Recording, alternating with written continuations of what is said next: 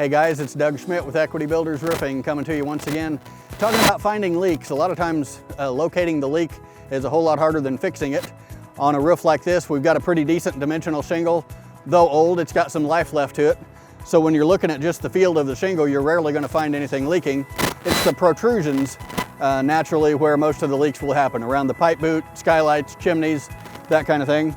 On this house particular today, around this chimney, we've got some leak, and it probably is going to be pretty easy to find.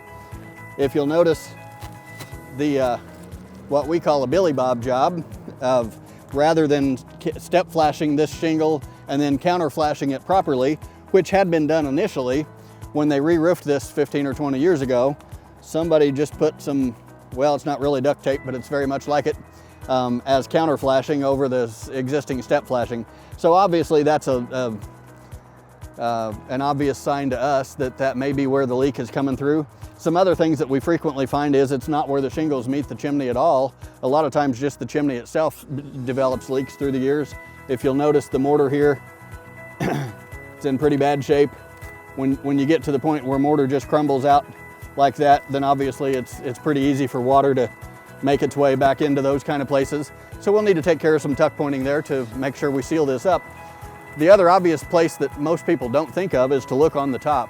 You'll notice this had a layer of tar on it through the years ago in order to seal a leak, but initially it wasn't tarred at all. It was just a mortar concrete type top rounded on this to shed water across the masonry.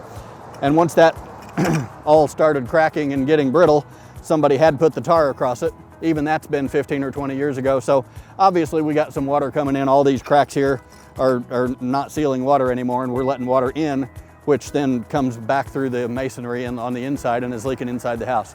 So we got several issues here that need to be fixed. Along with doing the roof, we'll take care of the masonry here, and all the leaks should go away. This is Doug. Give us a call if you have any issues that you need checked out. Thanks.